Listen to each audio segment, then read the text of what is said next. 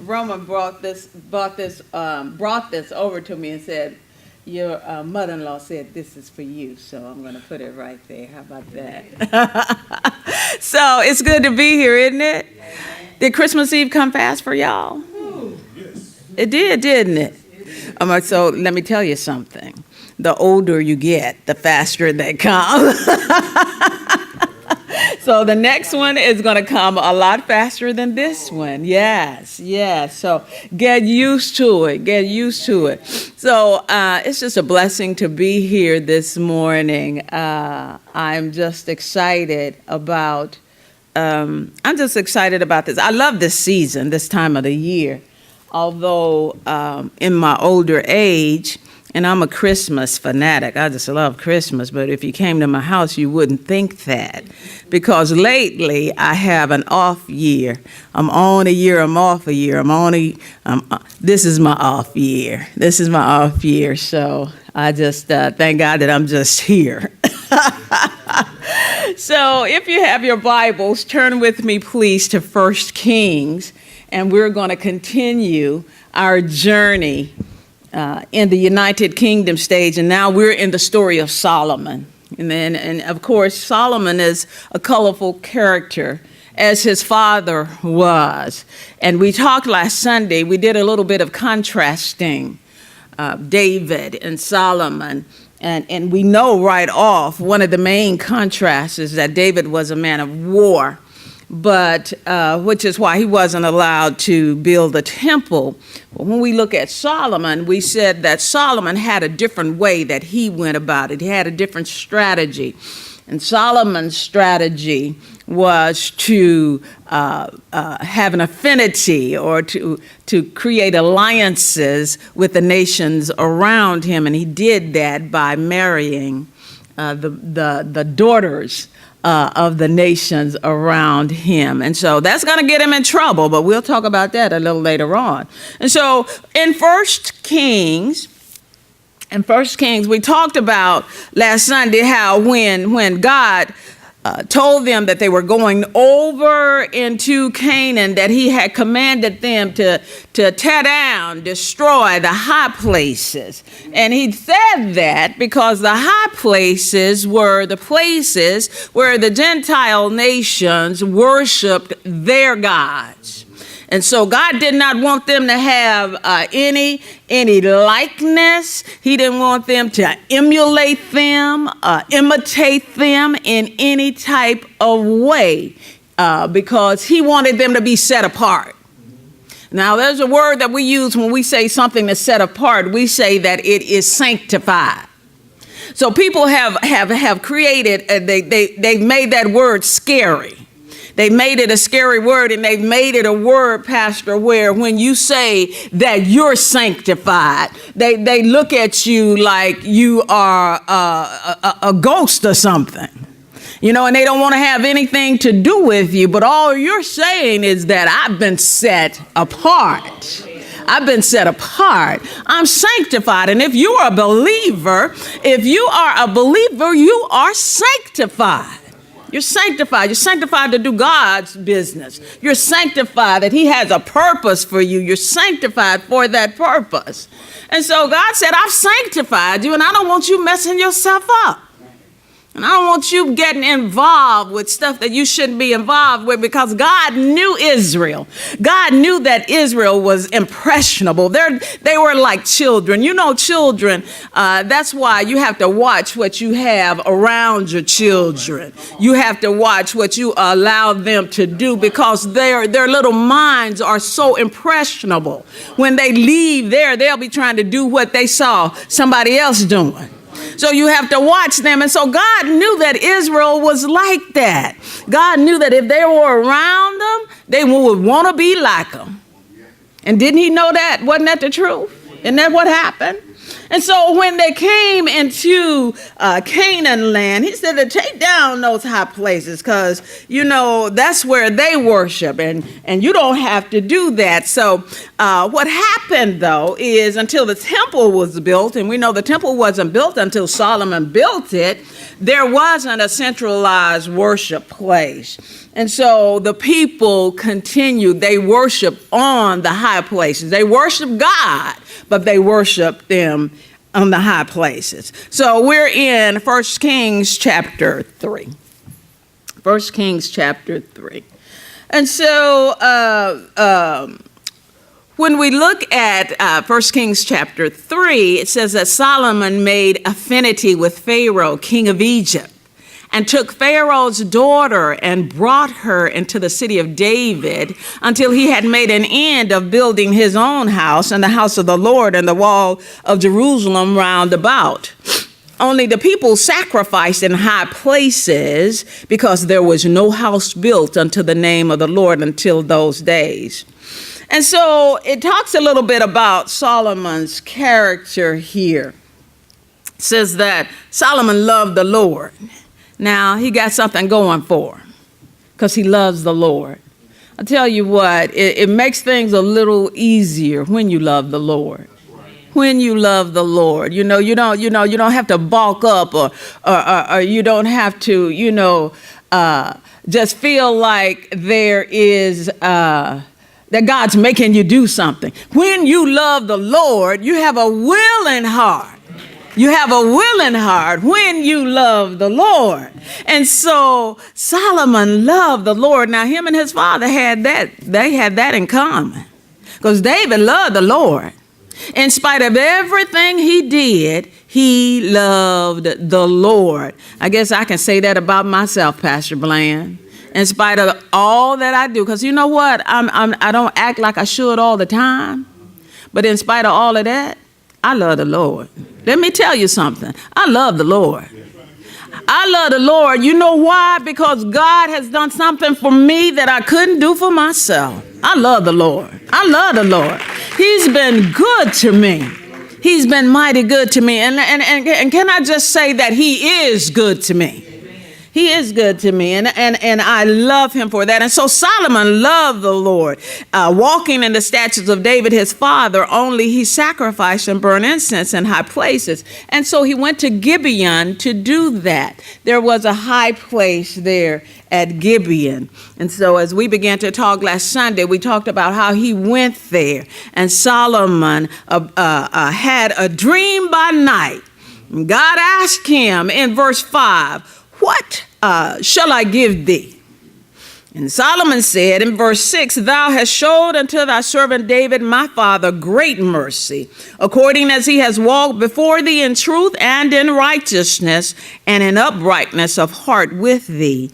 And thou hast kept for him this great kindness, that thou hast given him a son to sit on his throne as it is this day. Since Solomon knew that was a blessing for him to be there. Knew it was a blessing for him to be there because a couple of his brothers tried to take the throne. And knew that it was a blessing because it wasn't given to David's house in the beginning. It was given to Saul. And so God rejected Saul and placed David on the throne. So it was a blessing for him to be there. And Solomon realized that. And I want you to know something this morning. It is something, Crystal, when you realize the blessings that God is giving you. When you don't take those blessings for granted. When you don't say that I'm here because of who I am. See, Solomon could have said that, well, I'm David's son. I have a right to be here. But God places who he wants to place, where he wants them. He didn't have to be there. It could have been somebody else. And so Solomon recognized that. And then Solomon, there was humility in his heart because he says, now, O Lord my God, thou hast made thy servant. He recognized that it was God's doing, none of his own. He says, thou hast made thy servant king instead of David my father, and I am but a little child. I know not how to go out or come in. And that's the place we need to kind of try to stay in. That's when God can use you. You stay in a place like that. You recognize, I'm like, I can't do nothing without the Lord. I can't do nothing. I'm nothing without him. If he doesn't give me the wisdom, if he doesn't tell me what to do, if he doesn't give me the wisdom of how to do it, I wouldn't know what to do. When you can stay in a place like that, but I tell you what, we recognize that Israel as a nation, it was hard for them to stay in a place like that. Well, did they ever stay in a place like that? Yes, they did. And you know when they did? It was when they had gotten into something that they couldn't get themselves out of. And I just asked the Lord, help me, because what we'll do, we'll run and try to fix all of our problems and everything that's going on with us and try to take care of it all of ourselves. We all got our head like flint, trying to do what we have to do. And then when we run into a brick wall, that's when we get all humble. Well, it shouldn't have to be like that. It shouldn't have to be like that, even though those are the best lessons. Yes. Those are the best lessons. And so Solomon says that I don't know what I'm doing. He recognized that. My father, David, he was a king. You made him the king. Now I'm a king. But now in his eyes and in your eyes, I'm but a little child because I have no knowledge. I have no experience. I really don't know what I'm doing, but I need your help. God, I need your help. And so God asked him what he wanted, and Solomon began to talk, and then God said unto him, it says here, he says, give me an understanding heart to judge thy people, that I may discern between good and bad. For who is able to judge this thy so great a people? Israel had multiplied. Israel had multiplied. God had caused them to multiply. They were great in number. It was a great nation. As a matter of fact, Israel at this point in time had advanced over Egypt. That Egypt was the great nation. You know all throughout how the people around would run to Egypt for help. You remember that? How whenever they needed something, they would run to Egypt, and because Egypt was who they thought could help them. Well, now Egypt has taken a back seat, and Israel has kind of advanced. God has caused them to advance, even though they're a little nation. They are a little nation, but they are mighty in the eyes of the people around them because of the God that they serve. The people around them recognized that they had something going for them that they didn't have.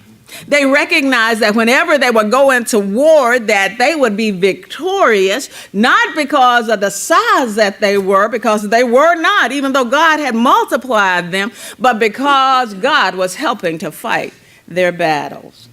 And so now they had slipped on the scene, and Israel now was much higher. And so as we looked at the beginning of chapter 3, where Solomon has married Pharaoh's daughter, well, that shows you something right there, because they didn't let them marry outside.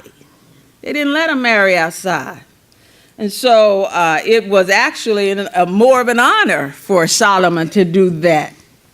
And so when we began to look at Solomon and the way he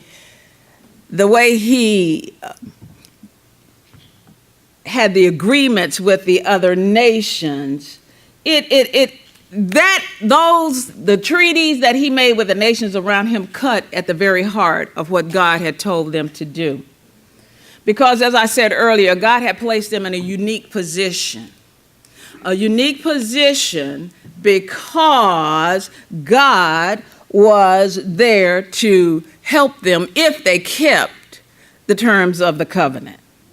If they kept the terms of the covenant. Okay, so if Israel had continued to be faithful, Israel, we term Israel as a woman. If Israel had kept the covenant, continued to be faithful to what God had said, then God said he would bless them. And then what he said, let's go back over to Deuteronomy 28. Deuteronomy, the 28th chapter. And Moses had to bring this to their remembrance.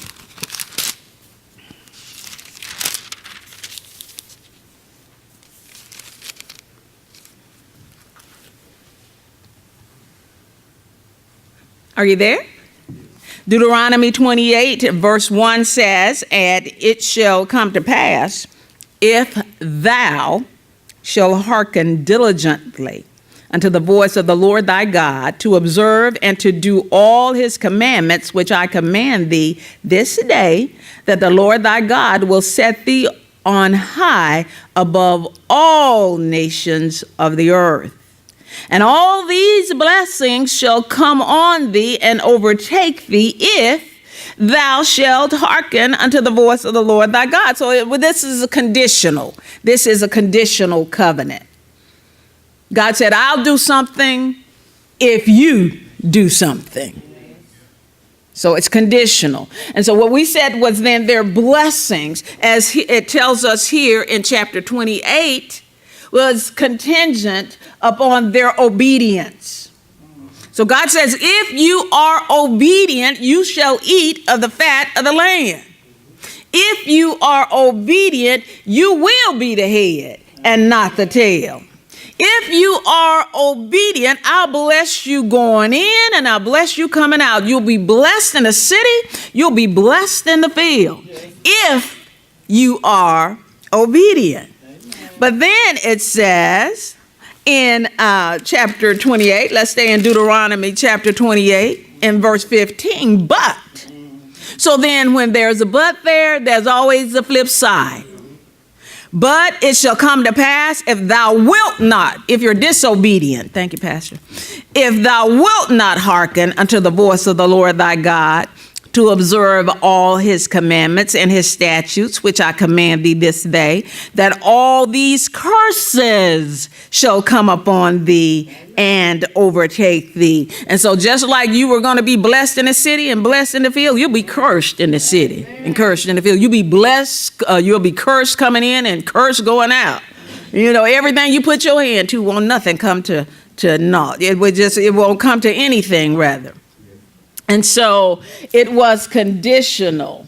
But we know, as I said earlier, instead of them taking that to heart, instead of them going back remembering that, they imitated the Gentiles, worship idols, and then they abandoned their true witness to God. And so we know the story. For that reason, God had to chasten them and send them into captivity. You know, and we'll get to that in the captivity stage.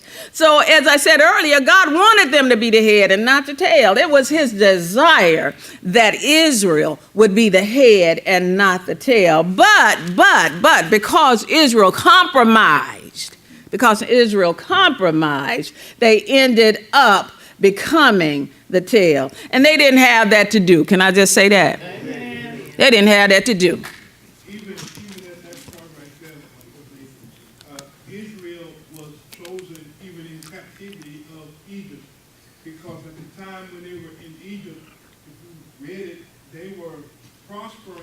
In Egypt. That's exactly right. Their animals were fatter, their crops were bigger, their lineage was stronger, and in Egypt, the Egyptians saw that.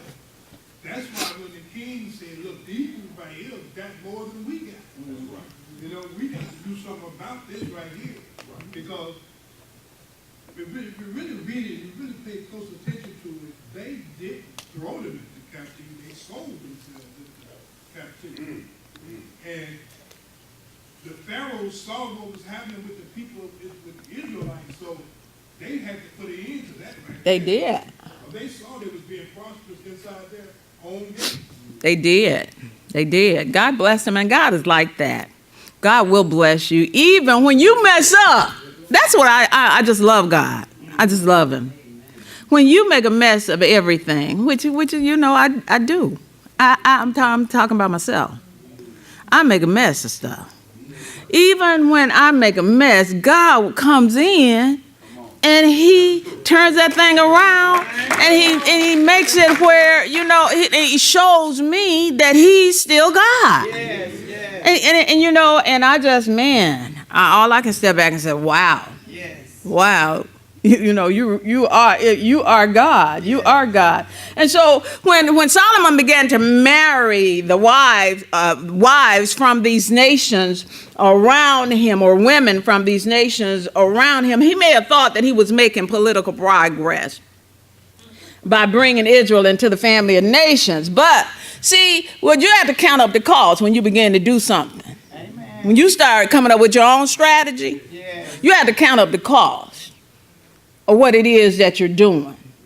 So, it might have been a good political strategy for him. You're like, okay, I'm going to marry these women. If I marry these women, I will be at peace with these nations.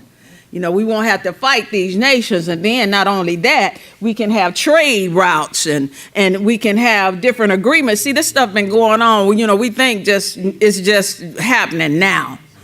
But it's been going on down through the years. You have to, what's the best thing that's going to work for my nation? That's what the United States, that's what we do all the time. That's what they do when they're up in the White House trying to figure out different things. What's going to work best for us as a country? That's what the president does, supposedly. And so that's what Solomon thought he was doing. Okay, what is best for Israel? Now, it might have been good, okay, on the political side, but what about the spiritual side? When we're making decisions, do we ever think about the spiritual side? Well, we know, because we've read the story, that it was spiritually detrimental for Israel. They started on a steady decline. When he started marrying those women, he started out real good. The Bible said he loved the Lord. He worshiped the Lord on the high places. But pretty soon, he compromised. He wasn't just worshiping the Lord on the high places. He started worshiping the gods of the women that he married. That's a message right there. But I won't even go there. He also, as I said, he entered into trade agreements with the other nations. We look at that in 1 Kings, the 10th chapter. Just run on over to 1 Kings 10. And then, you have to kind of admire someone who has their nation at heart when they're looking at what they're doing, the decisions they're making. You kind of have to admire that, because it wasn't just him. He had a whole nation that he had to consider. And so in 1 Kings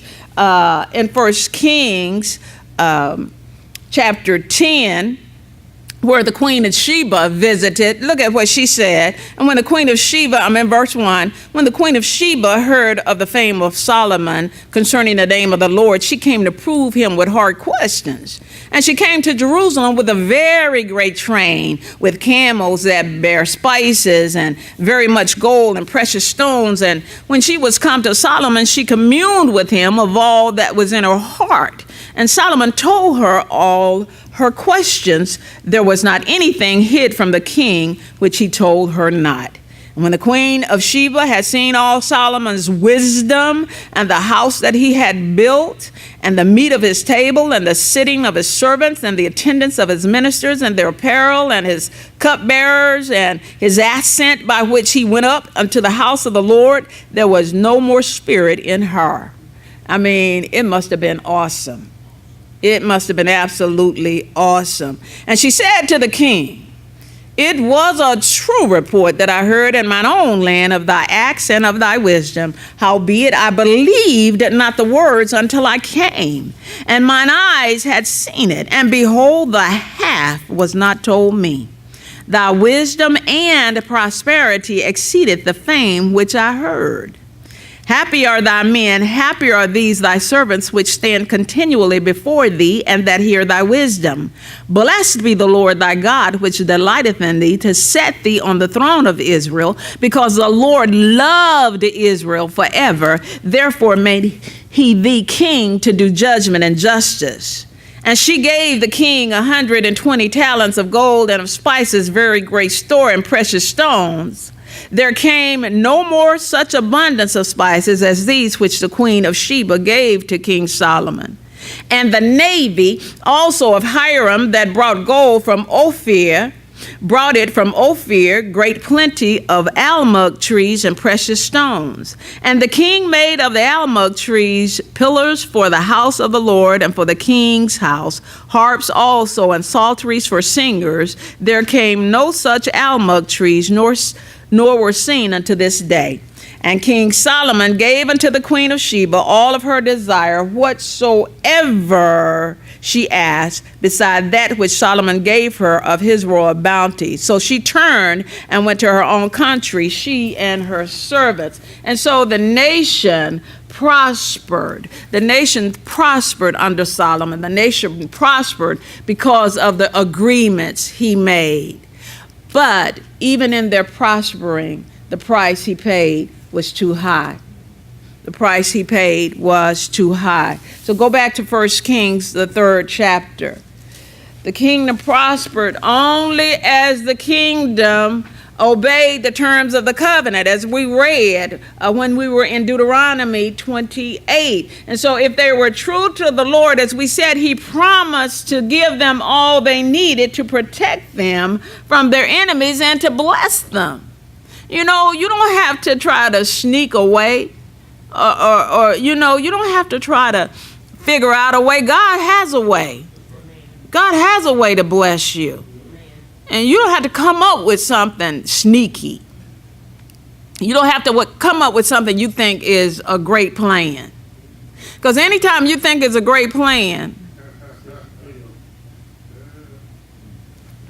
okay, all right. So, but from the very beginning, let's go back over to 1 Samuel, the 8th chapter. You know, God had a plan for them. As I said, it was conditional. He said, if you do this, I'll do that. But even in the condition, though, I mean, the plan was to bless them. The plan was to bless them.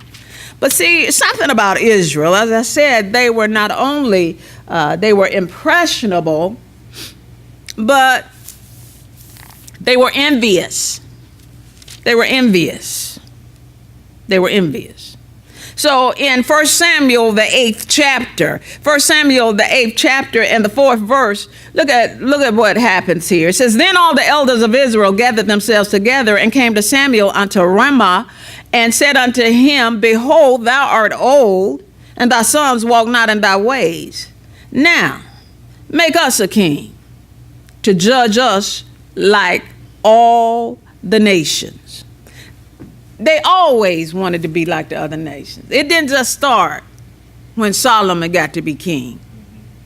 They had always wanted to be like the other nations. They always looked at the other nations and envied them because of what they had, even though they had something that no other nation had around them. They were in a unique position because they served the one true and living God.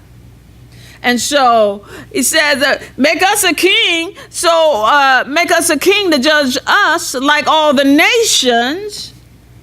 But the thing displeased Samuel when they said, give us a king to judge us. And Samuel prayed unto the Lord. But the Lord said, what? Give them what they want.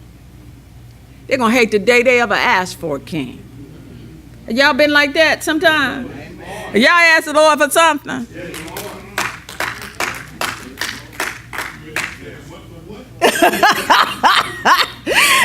Ooh, Lord. Yeah, ask the Lord for something.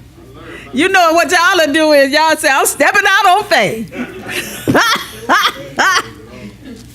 Oh, Lord, you ask the Lord for it, and you want to throw it back. Yes, you do. You want to throw it back. Lord, I didn't know. I didn't know. I thought I knew what I wanted. I thought I knew what was best for me. And so God said, give them what they want. Give them what they want. And so they said, we want a king to be like the other nations. So Solomon marrying all these women, helping them to move closer to the goal. We're going to be like these other nations. Like, y'all sing that city. I'm going to make it to that song. I'm going to make it to the city if it costs my life. That's what happened. After Solomon's encounter with God, let's go back to him. He's at Gibeah then. God was pleased with Solomon's request. God, as I said, he was in a place of humility. He was humble and said, Lord, just help me. I'm just like a child. I don't know what I'm doing, so you help me. Give me wisdom to lead your people. And it showed God that Solomon was concerned about something other than himself. But now we're going to see as he progresses in his administration that now Solomon, he's going to put a burden on the people because he's going to be concerned about himself. The lifestyle that he's living, And so God granted him his prayer. And not only that, but God said in verse 11, I'm in 1 Kings chapter 3 and verse 11, and God said unto him, because thou hast asked this thing and hast not asked for thyself long life, neither have asked riches for thyself, nor have asked the life of thine enemies, but have asked for thyself understanding to discern judgment. Behold, I have done according to thy words. Lo, I have given thee a wise and understanding heart, so that there was none like thee before thee, neither after thee shall any arise like unto thee. And so God gave him just what he was asking for, a special gift of wisdom. And so now when we move on, we see how Solomon's celebrity comes into play, because now he's getting ready to make a very wise decision. He was like his father, David. You know, David was the people's king. And so the people had access to David. That was a good thing. You know how when people get into an office or something, they say, oh, you can come to see me. I have an open door policy. David was like that. Did you have something, Pastor? I'm just wondering if God, and it wasn't no if, God did give him a gift of understanding. Is that what he got? Mm-hmm. Wisdom? Mm-hmm. Why would he? It didn't seem too wise for him to marry all those women from those other countries. No. I think that that was selective for him. I think Solomon thought he was doing what was best for Israel. He thought that was a good decision, doing what was best for Israel. But when it came to, it ended up being not wise. Yes, sir. But like you read back in Deuteronomy, when Moses was giving them the laws, he was telling them, he was setting everything in the forefront then about marrying all those different people. He was saying, follow my statutes. He was telling the people then, look, you have to follow these commandments that I'm giving you. He was telling them then, look, even before they went into Canaan, that they had to do what was right. Think. Because like Pastor said, God is not an emotional God. He's a thinking God. Think before you act. Look deep before you leap. And Solomon didn't look. He was looking at all those women physically, on the physical aspect. And he was just going with his mindset, not what the people was thinking about. Okay. Because as we read along into this, how they wanted to become kings like other nations and all that stuff right there. And sure enough, that's why we got the kings. Yeah. And all that stuff that was God told them that was going to happen came right on down the pipe. It did. I just, as a king, sometimes when you're in a position of power, let me just say that. Yeah. Sometimes when and we see that today, with all this stuff that's going on today with not just the president, but with all the people who are in power. Sometimes when you think you're in power, you think you're exempt from certain things. You think that, okay, the law is given, but it doesn't apply to me. Pastor?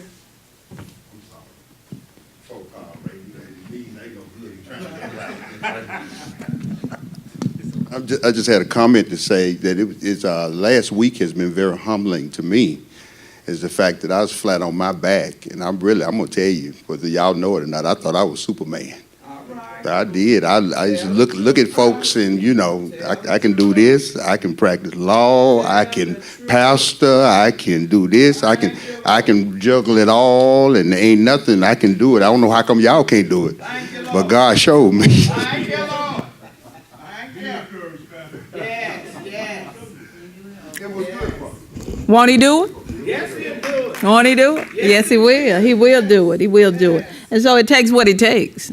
It does. It takes what it takes. And so now these women come to Solomon, and this is when his celebrity starts. He prayed for wisdom, and so he's going to make this decision. And we know this story. This is probably the most famous story associated with Solomon as it comes to the great wisdom that he had. When these women who were harlots came to him, both of them had had children at the same time. They were pregnant at the same time, and they both delivered their babies. And so if you read the story, there were no witnesses to the birth of those two babies, or when we read the story of the death of the one that's going to occur. Then came there two women. I'm in chapter 3, verse 16. Then came there two women that were harlots unto the king and stood before him. And the one woman said, "Oh, my Lord, I and this woman dwell in one house, and I was delivered of a child with her in the house.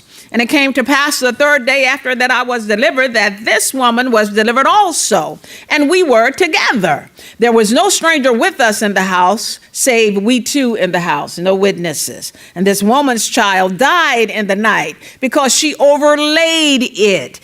You know how you can roll over on a baby. Sometimes that occurs, and sometimes that they die, they suffocate without you knowing it. "And she arose at midnight and took my son from beside me while thine handmaid slept, and laid it in her bosom, and laid her dead child in my bosom," switched the child. "And when I rose in the morning to give my child suck, behold, it was dead. But when I had considered it in the morning, behold, it was not my child, which I did bear. And the other woman said, Nay, but the living is my son, and the dead is thy son. And this said, No, but the dead is thy son, and the living is my son. Thus they spake before the king. Then said the king, The one saith, This is my son that liveth, and thy son is the dead. And the other said, Nay, but thy son is the dead, and my son is the living. And the king said, Bring me a sword. And they brought a sword before the king.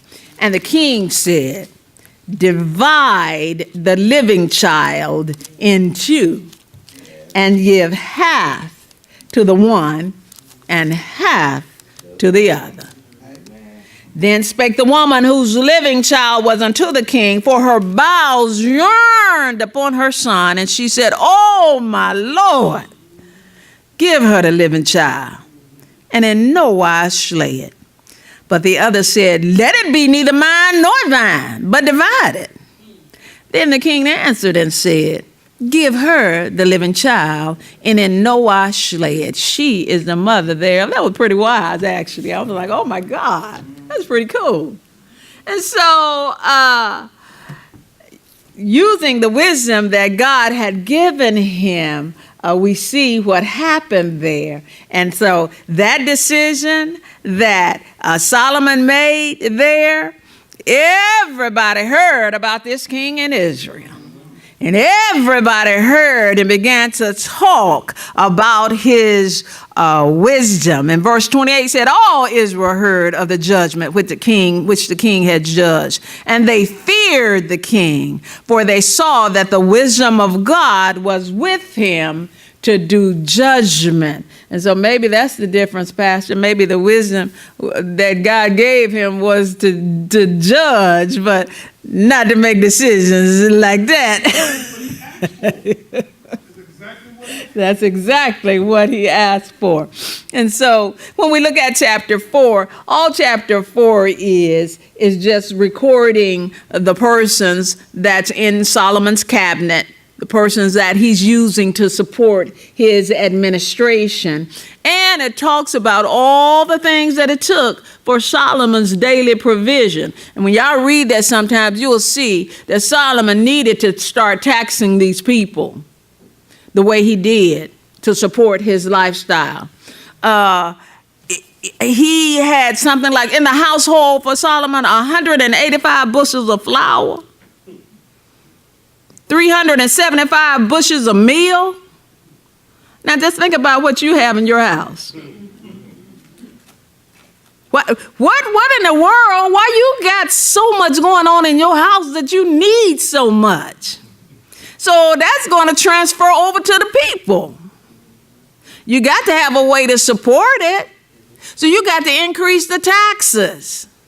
And that's exactly what happened. So what I'm going to do now is I'm going to stop, and I'm going to allow you to like get some juice and muffins or something like that. And we're going to pick up and begin to talk about this next Sunday. Give the Lord a hand praise, everybody.